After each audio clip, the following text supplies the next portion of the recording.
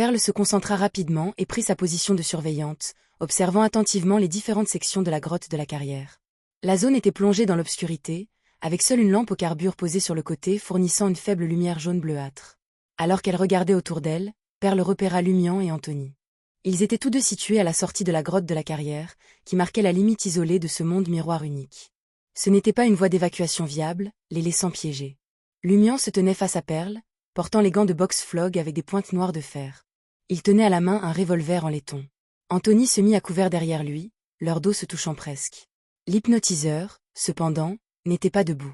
Il était à genoux, utilisant un carnet de croquis vierge posé sur sa cuisse droite comme surface pour dessiner rapidement quelque chose avec un crayon court. Lumian et Anthony se sont retrouvés à l'intérieur d'une bouteille de fiction, formée à partir de la sortie de la grotte de la carrière. Mais cela ne servait à rien contre Perle, qui avait une vue d'ensemble complète du monde miroir actuel. Elle pouvait facilement voir où se cachaient Lumian et Anthony. Alors qu'elle regardait la scène se dérouler, la surveillante Perle ressentit une aura étrange et troublante, comme s'il s'agissait d'un domaine gris. Lumian, en tant que chef de l'équipe et membre le plus puissant, semblait donner plus de temps au spectateur. Qu'il parie sur sa réticence à le tuer, dans l'espoir de le capturer vivant, afin qu'il puisse être utilisé comme bouclier, il était évident que les actions du spectateur étaient critiques. Lumian pensait que cela pourrait soit lui faire du mal, à un surveillant, soit les aider à échapper à un surveillant. Sans hésitation, Perle fixa son regard sur Lumian et Anthony dans la bouteille de fiction et déclara dans les paroles d'ordre. Un surveillant voit tous les secrets.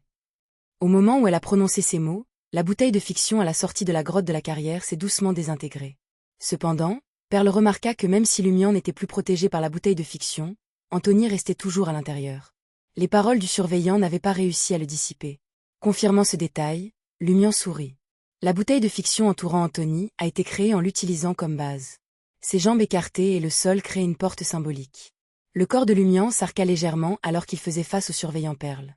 Son sourire se tordit alors qu'il marmonnait dans sa barbe. Oui, Anthony accomplit une tâche cruciale sous ma direction. Mais pour briser la bouteille de fiction fabriquée à partir d'une personne vivante comme moi, vous devez d'abord me vaincre. Quiconque essaiera de nuire à Anthony devra passer par moi. Je suis désormais le bouclier d'Anthony. Je suis le mur qui le protège. Le sourire de Perle diminua légèrement alors qu'elle regardait Lumian avec une expression grave. Vous êtes coupable. Vous avez assassiné quelqu'un. Meurtre. Le cœur de Lumian manqua un battement.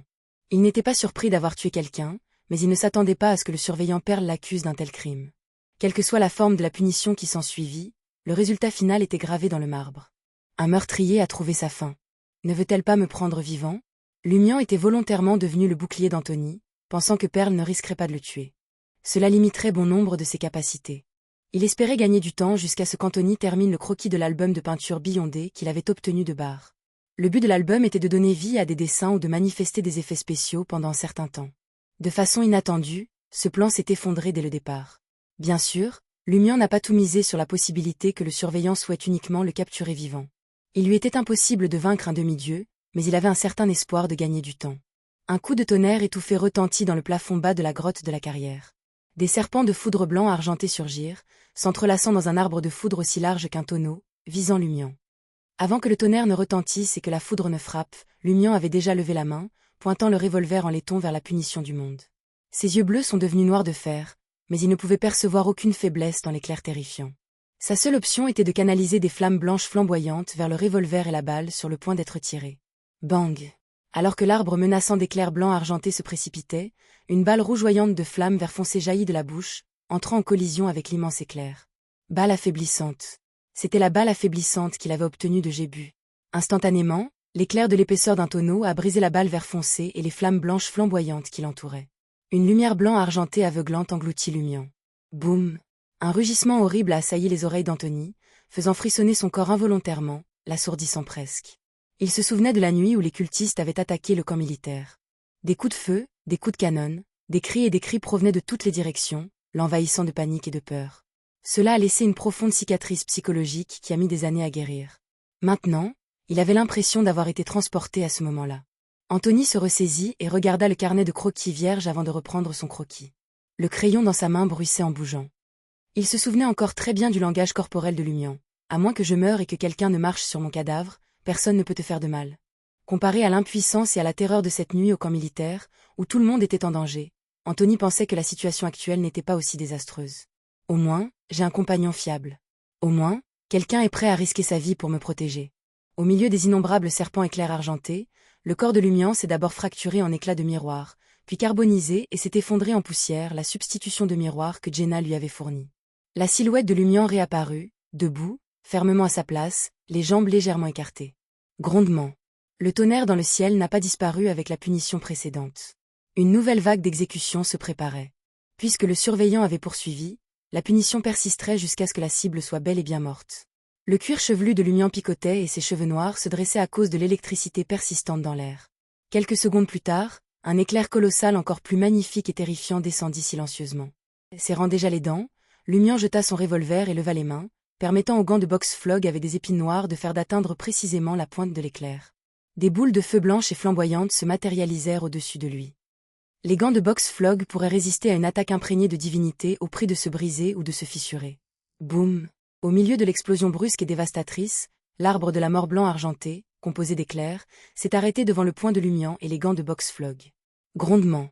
Des flammes blanches flamboyantes éclatèrent, repoussant les minuscules serpents éclairs. La punition éclair s'est rapidement calmée, mais le grondement étouffé dans l'air persistait.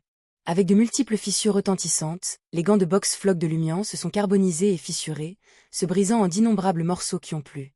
Voyant un nouvel éclair sur le point de se former, Lumian savait qu'il ne devrait pas, mais il ne put s'empêcher de presser Anthony intérieurement. Pourquoi n'est-ce pas encore fait? Je ne peux que tenir encore un peu. Après un bref et étouffant silence, un serpent éclair géant blanc argenté a soudainement frappé depuis les airs, illuminant toute la grotte de la carrière et le sourire sur le visage du surveillant Perle. Lumian n'avait le temps que pour une chose. Il a animé son ombre et a changé de place avec elle. Boum! Au milieu d'un orage violent et urgent, le serpent éclair géant a consumé l'ombre, la vaporisant instantanément sans laisser de traces. Enfin, cette série de punitions s'est terminée et Lumian est réapparu devant Anthony. Ses jambes étaient légèrement écartées et son dos quelque peu voûté, mais aucune ombre ne restait sous ses pieds. Pourquoi n'est-il pas encore terminé? Pensa Lumian avec inquiétude.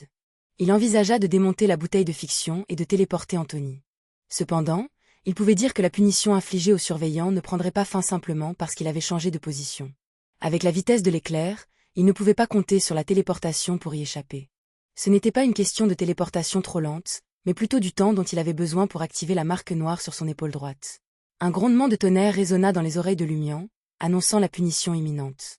Derrière Lumian, une sueur de la taille d'une graine de soja se formait sur le front d'Anthony alors qu'il s'accroupissait sur un genou, tirant sur sa cuisse droite, qui lui servait de table. La première moitié du croquis a été réussie et terminée rapidement, mais pour une raison quelconque, le trait final est soudainement devenu un défi. L'album de peinture a influencé le crayon, l'amenant à absorber avidement la spiritualité d'Anthony. Cependant, même cette quantité substantielle de spiritualité ne pouvait que faire avancer les lignes noires lentement. Au même moment, les bords de la page de dessin vierge se sont progressivement courbés, s'enflammant de flammes transparentes, comme s'ils luttaient pour contenir ce qu'Anthony était sur le point de dessiner. Anthony était bien conscient que cet album de peinture n'était pas censé afficher une telle chose, mais il avait une confiance totale dans le jugement de Lumian et a persévéré. Le tonnerre étouffé s'intensifia et Anthony, dans la bouteille de fiction, pouvait l'entendre clairement. Bien qu'il soit psychiatre, il s'est retrouvé incapable de contrôler ses émotions. La nervosité, l'impatience, l'anxiété et la panique surgirent en lui. Il se ressaisit et continua le coup final. Voyant le terrifiant éclair argenté sur le point de prendre forme et Anthony toujours silencieux derrière lui, Lumian ressentit une vague de désespoir. Suis-je sur le point de mourir? Très bien, j'aimerais voir à quoi ressemble Termiboro. Mort. Soudain, un éclair d'inspiration illumina l'esprit de Lumian. Il a récupéré un objet de son sac de voyageur. C'était un masque doré orné de plusieurs traits de peinture à l'huile. Il avait obtenu ce masque doré d'Isoka, et il provenait de la mort. Lumian enfila rapidement le masque doré, son corps se refroidissant rapidement à mesure que son aura se dissipait progressivement. La terrifiante punition éclair qui se préparait dans les airs s'est brusquement arrêtée. Lumian leva les yeux vers les serpents électriques blancs argentés qui ne convergeaient plus, ses lèvres retroussées sous le masque doré. Il était devenu une créature mort-vivante. L'un des objectifs du masque doré était de transformer celui qui le portait en un être mort-vivant tout en préservant son intelligence. Puisque Lumian était désormais mort, la punition avait rempli son objectif. Cela a naturellement pris fin. Témoin de cela, le surveillant fut momentanément surpris avant de comprendre la situation. Elle rit, mais son sang-froid resta intact. Tandis que les punitions descendaient, elle n'était pas restée les bras croisés et s'était préparée à toute circonstance imprévue. Elle a utilisé un sac de pièces de monnaie pour exécuter une transaction sous la table. Sa main droite était sur le point de se retirer. Derrière Lumian, Anthony regarda le bord recroquevillé et les flammes invisibles se propageaient rapidement au centre de la page de peinture, intensifiant son désespoir. Même s'il parvenait à terminer le trait final, le papier à dessin deviendrait inutile, rien d'efficace n'en sortirait. Anthony serra les dents, choisissant de faire confiance à son compagnon et à Lumian. Il a rappelé les instructions de Lumian, dessiner d'abord Monette avant de dessiner Madame la magicienne. Monette, l'escroc des insulaires Monette. À l'instant où cette pensée traversa l'esprit d'Anthony, il fut étonné de voir le bord du papier à peindre s'arrêter et les flammes invisibles se figer temporairement. Ses mouvements de crayon sont devenus plus fluides. Rassemblant sa spiritualité, il finit de dessiner un monocle délimité par des lignes simples sur l'œil droit de l'insulaire au visage mince, aux yeux enfoncés, aux lèvres épaisses et aux cheveux noirs légèrement bouclés.